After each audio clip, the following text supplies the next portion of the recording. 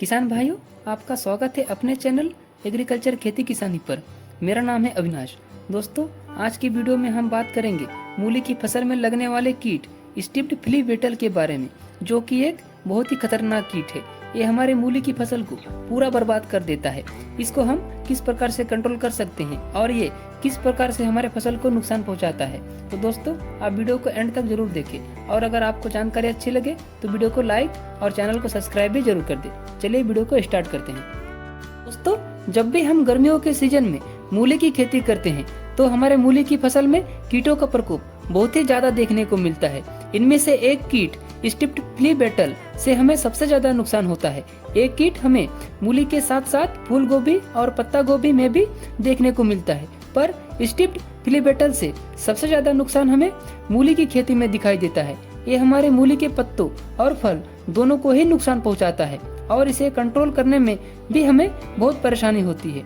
इसके लिए इसे शुरुआत में ही कंट्रोल करना बहुत ही आवश्यक हो जाता है, नहीं तो ये कीट हमारे पूरे फसल को ही बर्बाद कर सकता है। लेकिन केवल स्प्रे से ही इसे कंट्रोल करने में हमें बहुत मुश्किल होता है। इसलिए स्प्रे के साथ साथ हमें ड्रेंच से या फिर ड्रिप के माध्यम से दवा डालने की आवश्यकता पड़ती है, तभी हम इसे पूरी तरह से कंट्रोल कर सकते हैं।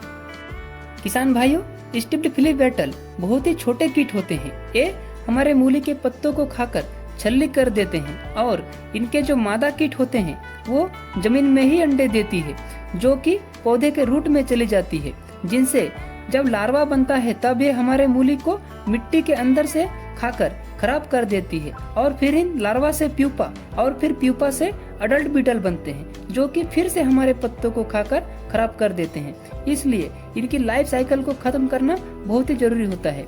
यदि आप केवल बड़े अडल्ट कीट को मारने के लिए दवा डालते हैं तो मिट्टी के अंदर मौजूद लार्वा फिर से बाहर आकर नुकसान करने लगता है। इसलिए हमें बड़े कीट के साथ साथ मिट्टी के अंदर मौजूद लार्वा को भी नष्ट करने के लिए उपाय करने चाहिए, तभी हमारा मूली का फसल इस कीट से पूरी तरह से सुरक्षित हो पाता है। दोस्तों, स्टिप्ड फ्ली बेटल का प्रकोप हमारे छोटे पौधे में ही शुरू हो जाती है, तभी से ये कीट हमारे पौधे के जड़ों के पास अपना अंडा देने लगती है।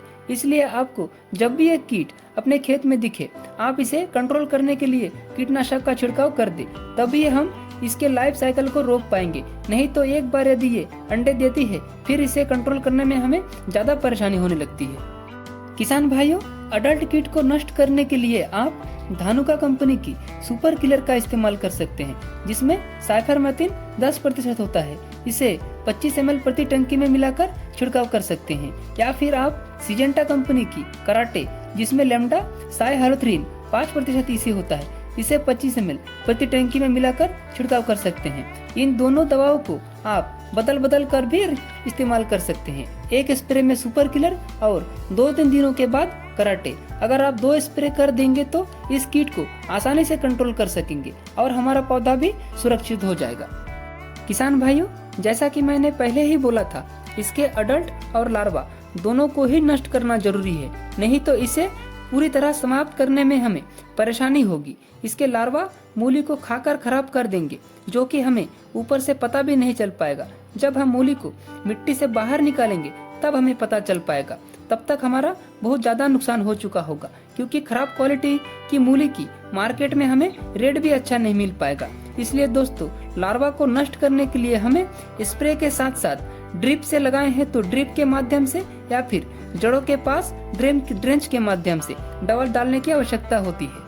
किसान भाइयों, इसके लार्वा को मारने के लिए सबसे बेस्ट है क्लोरोपोरिफॉस, क्योंकि क्लोरोपोरिफॉस कॉन्टैक्ट, सिस्टेमिक और फ्यूमिगेशन तीनों ही तरीकों में काम करता है। यानी कि अगर इसके संपर्क में लार्वा आता है तो भी इसे मार देता है, अगर लार्वा के पेट में केमिकल जाता है तो भी उसे मार देता है, और फ्यूमिगेशन यानी कि वाष्पीक्रिया द्वारा भी ये कीटों को खत्म कर देता है।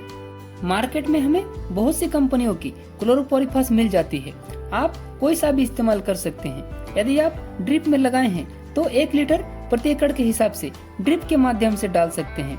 इससे मिट्टी में मौजूद लार्वा पूरी तरह से नष्ट हो जाएगा और इस कीट का लाइफ साइकिल भी टूट जाएगा, जिससे हमें लंबे समय तक इस कीट से छुटकारा मिल जाएगा। किसान भाइयों, यदि आप ड्रिप से नहीं लगाए हैं तो आप पौधे के जड़ों के पास ड्रेंच कर सकते हैं। इसके लिए आप 30 ml क्लोरोपोरिफॉस को 1 टंकी पानी में घोलकर पौधे के जड़ों के पास में ड्रेंच कर सकते हैं, पर आपको ध्यान रखना होगा कि आप इसका इस्तेमाल पौधे के पत्तों में बिल्कुल भी ना करें, इससे पौधे को नुकसान हो सकता है। केवल मिट्टी में जड़ों के पास में ही आपको ड्रेंच करना है।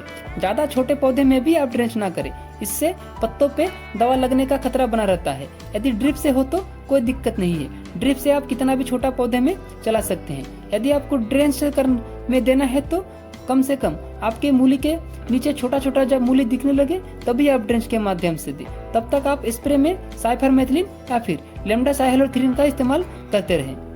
किसान भाइयों, मेरे द्वारा बताए गए दवाओं का इस्तेमाल करके स्पीड फ्लू बीटल को पूरी तरह से और आसानी से कंट्रोल किया जा सकता है और इसका असर भी बहुत लंबा समय तक चलता है। तो दोस्तों, आज की वीडियो में बस इतना ही। मिलते हैं किसी नए वीडियो में किसी नए टॉपिक के साथ। तब तक के लिए जय हिंद, जय किसान।